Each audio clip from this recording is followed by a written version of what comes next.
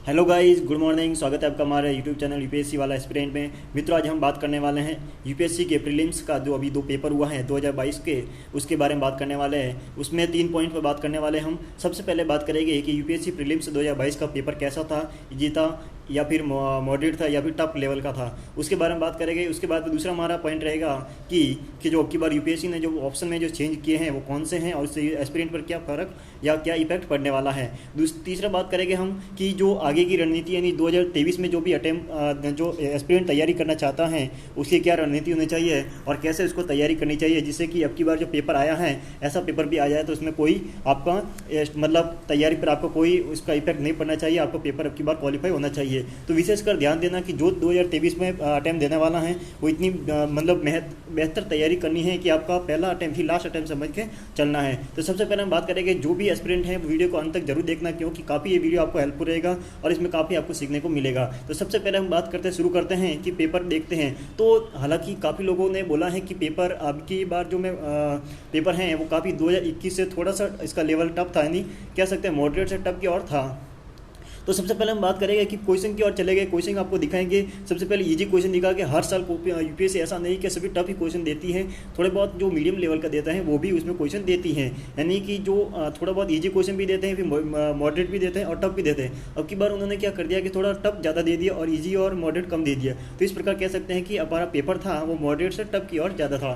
तो सबसे पहले बात करते हैं कि ईजी क्वेश्चन कैसे थे, उसके बारे में बात करेंगे। तो जैसे कि आपको सामने दिख रहा है, पहला क्वेश्चन हो जाएगा ये यूपीएससी 2022 का प्रीलिम्स का पेपर है, जीएस का।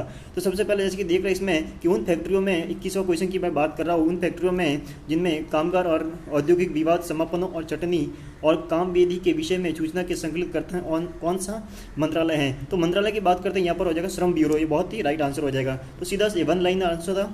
इसके बारे में बात करेंगे कि यहाँ पर एक जैसे कि इन्वायरमेंट का क्वेश्चन था। मैं पूरा क्वेश्चन मतलब पेपर सॉल्व नहीं करूँगा, जो जो आपको लग रहा है कि मुझे लगता है कि क्वेश्चन आपको बताना चाहिए। बाकी मैं पीडीएफ पूरा मैं हमारे टेलीग्राम ग्रुप है वहाँ पर आप ज्वाइन हो चुके हैं, वहाँ पर आपको मिल जाएगा, ठीक है। और वहाँ पर आंसर की भी मैंने डाल दी है, आप देख सकते हैं। लेकिन मैं अभी बताऊँगा कि पेपर को कैसे सॉल्व करना है, और इस प्रकार सॉल्व करने के बावजूद भी आपको आंसर नहीं आ रहे हैं तो फिर आपको लगेगा पेपर टफ था, ठीक है। तो दूसरा जैसे कि मैं ईजी क्वेश्चन पर, और इसको ये भी मैं ईजी क्वेश्चन समझूंगा कि 25वां क्वेश्चन था कि निम्नलिखित में से कौन सा एक पर्यावरण अधिनियम 1986 के अधीन गठित किया गया था। तो इसमें हो जाएगा मित्रों, ध्यान रखना है, केंद्रीय भूजल प्राधिकरण यानी अथॉरिटी था, ठीक है।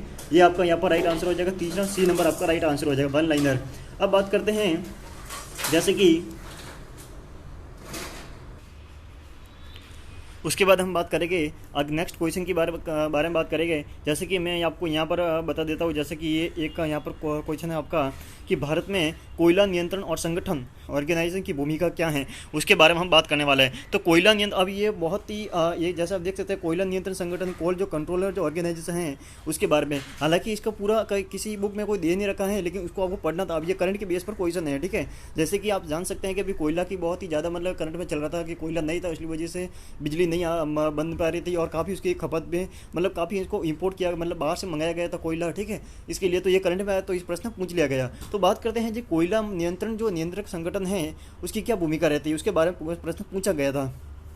तो उन्होंने बताया है कि जो सीसीओ भारत सरकार की कोयला सांख्यिकी का प्रमुख स्रोत हो जाएगा। दूसरा उन्होंने ऑप्शन था यह बद्ध कोयला लिग्नाइट खंड के विकास की प्रगति का मॉनिटर करता है। ये तीसरा हो जाएगा, यह कोयला युक्त क्षेत्रों के अधिग्रहण हित संबंध में सरकार की अधिसूचना के प्रति किसी आपत्ति का अनुवरण करता है। चौथा हो जाएगा, यहाँ पर यह सुनिश्चित करता है कि कोयला खनन कंपनी विहित समय में अंतिम उपभोक्ताओं को कोयला विवरण करे। तो इस प्रकार का ऑप्शन आपको दे रखा था। अब इस प्रकार के ऑप्शन है तो इसमें आपको देखना था कि कौन सा आपका राइट हो जाएगा। तो मित्र यहाँ पर देखेंगे कि यह बुद्ध कोयला लिग्नाइट का खंड के विकास प्रगति का एक मॉनिटरिंग करता है।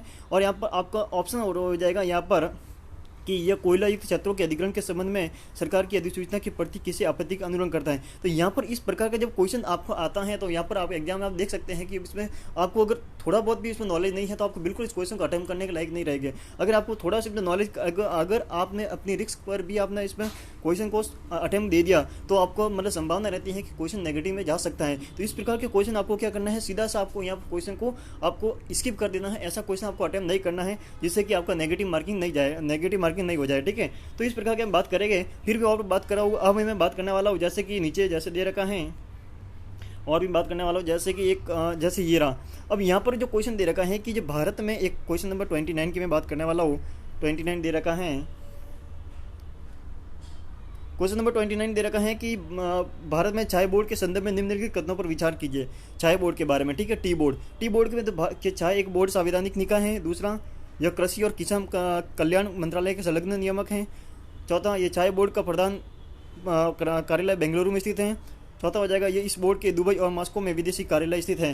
तो यहाँ पर बात करते हैं मित्रों, तो यहाँ बेंगलुरु की बात करते हैं, बेंगलुरु यहाँ पर गलत ऑप्शन हो जाएगा। तीसरा यहाँ पर गलत ऑप्शन हो जाएगा, तो तीसरा कट करेंगे। तो अब कैसे देख, एलिमिनेशन मेथड कैसे करते हैं, कहते हैं ना कि एलिमिनेशन मेथड से ही यूपीएससी में क्वेश्चन बहुत काफ़ी सॉल्व हो जाता है। तो जैसे कि आपको चारों ऑप्शन के बारे में मालूम नहीं है, आपको तीसरा तो सीधा सा आपको मालूम है कि चाय बोर्ड का ये प्रधान कार्यालय है बेंगलुरु में स्थित है, तो बेंगलुरु में यहाँ पर नहीं है, ये बात को ध्यान आपको, ठीक है। तो आपको तीसरा यहाँ पर गलत हो जाएगा, तो आपके दो ऑप्शन वैसे गलत हो जाएगा, पहला गलत है और सी गलत हो जाएगा, ठीक है। अब इसके बाद में कौन सा ऑप्शन रहेगा आपके पास, तो ऑप्शन रहे हैं आपके पास बी और डी, इन दोनों में से एक हो जाएगा। तो लेकिन आपको ये पता है कि चाय का बोर्ड संवैधानिक निकाय, ये भी सही है।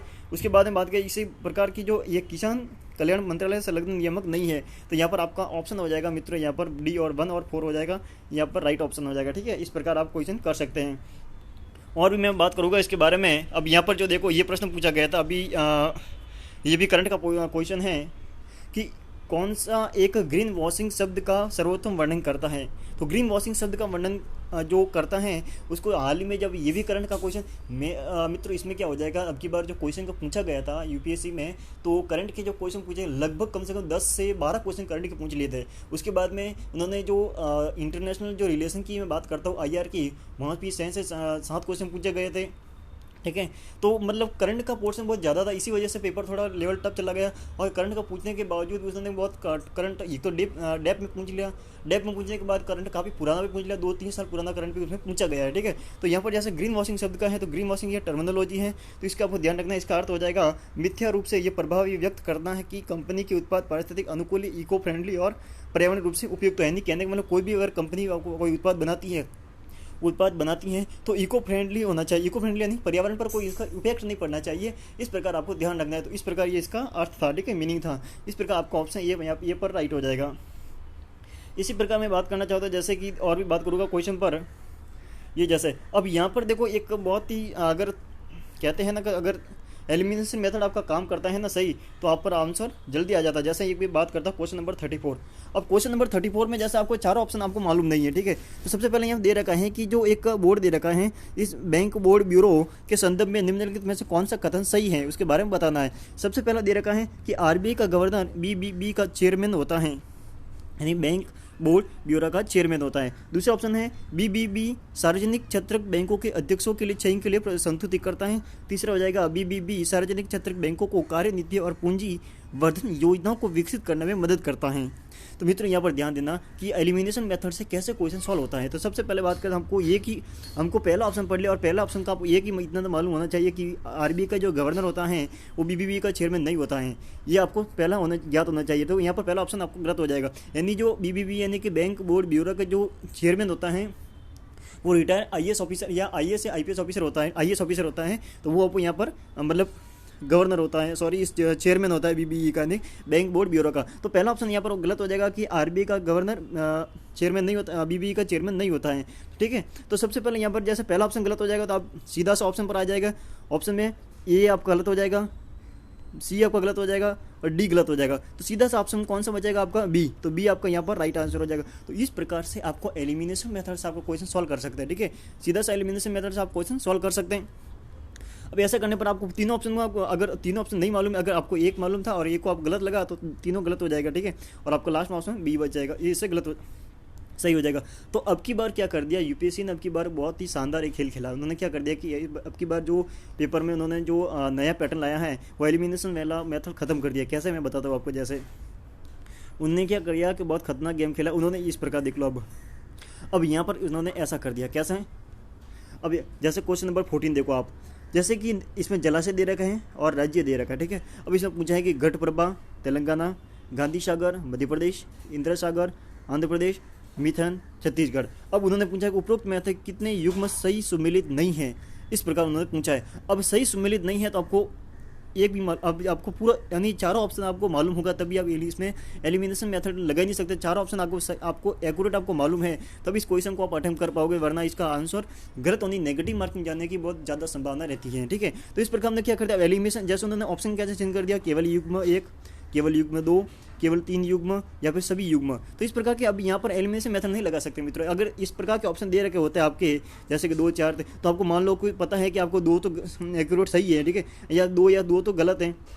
ये मान लो आपको ऑप्शन लग जाता है कि मान लो 4 तो गलत है या फिर 2 गलत है, तो 2 अगर मान लो का 2 आपको गलत लगता है तो दूसरा ऑप्शन चला गलत हो जाता है, तीसरा हो जाता है सॉरी डी हो जाता है, तो आपके पास 2 ऑप्शन रहता है बी और सी, तो आप यहाँ से क्वेश्चन सॉल्व कर देते। लेकिन इस प्रकार के युग में आपको चारों आपको मालूम होगा तभी आज क्वेश्चन अटेंड कर पाओगे, पर नहीं कर पाओगे। तो इस प्रकार का हो जाएगा कि ऐसे ऐसे जो क्वेश्चन आपकी बार दिए थे यूपीएससी ने, वो काफ़ी मतलब 4 से 5 क्वेश्चन थे जिससे कि एलिमिनेशन मेथड नहीं कर पाओगे और जिससे पेपर थोड़ा और कठिन हो गया था, ठीक है।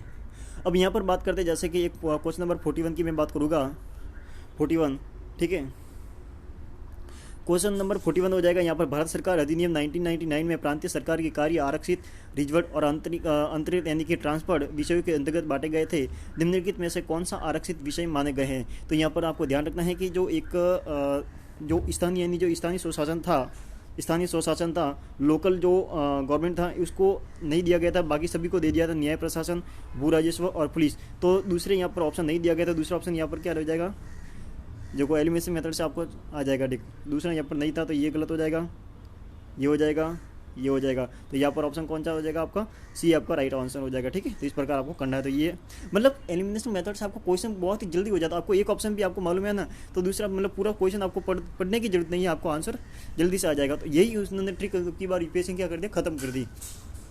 अब मित्रों इस प्रकार का जो पेपर आ रहा है तो आपको घबराना तो बिल्कुल नहीं है, ठीक है। अब जैसे कभी कभी प्रश्न में ऐसा भी अब की बार पूछा गया, जैसे कि हिस्ट्री का क्वेश्चन है कि फणम शब्द किसे निर्दिष्ट कर रहा है, यानी फणम क्या है। तो यहाँ पर तो सीधा सा एक आपको अगर इस बारे में नॉलेज है तभी आपको तुक्का लगा सकते हैं, वरना इसमें तो तुक्का भी नहीं लगा सकते। कैसे, जैसे कि फणम के बारे में पहनावा है, सिक्का है, आभूषण है, हथियार है, तो इस भाई साहब ने तो पूरा गलत कर दिया, ये आभूषण नहीं है, ठीक है। जिसने भी पेपर किया है ये गलत है, तो आभूषण नहीं, ये क्या हो जाएगा, सिक्का हो जाएगा। तो यहाँ पर आप तुक्का लगाओगे तो तुक्का भी गलत होने की संभावना रहती है। अगर इसके बारे में मालूम नहीं है तो आपको गलत हो जाएगा, सिक्का हो जाएगा। फणम क्या, एक सिक्का हो जाएगा, ठीक है।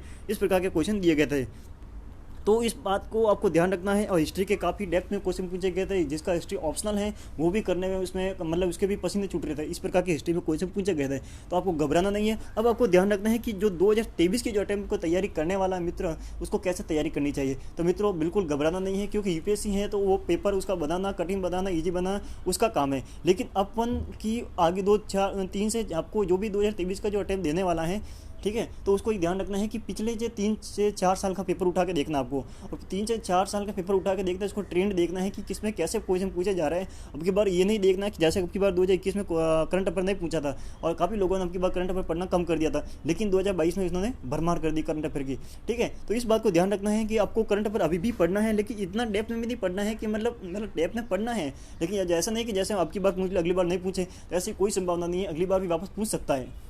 तो पूरी तरह से प्रिपेयर रहना है और आपको मैपिंग पर बहुत ध्यान देना है। मैपिंग पर आपका प्रश्न बहुत ज़्यादा बन रहा है अब की बार, ठीक है। और जैसे अब की बार बना है उसकी अगली बार भी बन सकते हैं, ठीक है, क्योंकि अभी जो यूक्रेन और रूस का जो हुआ है, ठीक है, जो वर्ल्ड वॉर या वर्ल्ड वॉर नहीं कह सकते, दोनों देशों का जो वॉर चल रहा है दोनों देशों में आपस में, तो उसके ऊपर काफ़ी प्रश्न अगली बार बन सकते हैं। तो 2023 की जो अटेम्प्ट तैयारी करने वाला है, तो मैं इन सभी से ये एक ही रिक्वेस्ट है कि जिनका पहला अटेम्प्ट है और जिनका लास्ट अटेम्प्ट भी है या फिर दूसरा तीसरा अटेम्प्ट भी है, तो उनको यही समझ के चलना है कि पहला अटेम्प्ट है वही लास्ट अटेम्प्ट समझ के चलना है और बहुत ही बेहतरीन तैयारी करनी है। और मेरी जितनी हेल्प रहेगी, मैं हमारा टेलीग्राम ग्रुप है जो इसी नाम से, तो उसको वहाँ पर मैं आपको मेरे जो नोट्स हो जाएगा, जो जैसे मैं पढ़ता हूँ वैसे आपको भी भेज दूँगा, ठीक है। और मेरी जितनी कोशिश रहती है उतनी आपको मैं प्रोवाइड कर दूंगा, ठीक है, हेल्प करूंगा और आप हमारे साथ जुड़े रहिए। तो आपको यही ध्यान रखना है कि अब की बार जो पेपर की तैयारी करनी है बहुत ही शानदार, और हिंदू का आपको नहीं पढ़ना है, इंग्लिश में नहीं पढ़ना आता, कोई दिक्कत नहीं।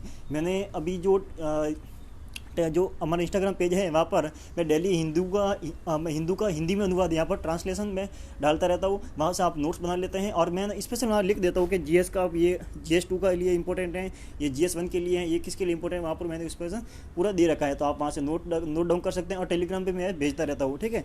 तो मित्रों आई होप वीडियो आपको अच्छा लगा होगा और मैं आशा करता हूँ कि बहुत बेहतरीन तैयारी करेंगे आप, ठीक है। तो यूपीएससी से घबराना नहीं है, क्योंकि पेपर बनाने दो, जितना टफ बनाता है ना बनाने दो, लेकिन आपको प्रिपेयर रहना है एनी टाइम उसके लिए। कभी भी कैसा भी क्वेश्चन पूछ ले उससे आपको घबराना नहीं है, ठीक है। और पूरा सॉल्यूशन है मित्रों, उसको घबराना है, पूरा सॉल्यूशन में आपको यहाँ पर टेलीग्राम ग्रुप है, वहाँ पर हम जैसे ही डिस्क्रिप्शन में लिंक दे रखा है, वहाँ मैं आपको डाल दूंगा और ये पूरा पेपर वहाँ पर मिल जाएगा आपको, ठीक है। और इसका आंसर की भी मैं वहाँ पर भेज दूंगा। थैंक यू, धन्यवाद मित्रों। आपको वीडियो अच्छा लगा होगा तो शेयर करना, क्योंकि सभी एस्पिरेंट के पास पहुँचना चाहिए। और मैं आशा करता हूँ कि मेरे साथ मैं तैयारी कर रहा हूँ, उसके साथ आप भी इसके साथ मेरे साथ जुड़े रहे, जिससे आपको भी यहाँ पर बेहतरीन तैयारी मिल सके।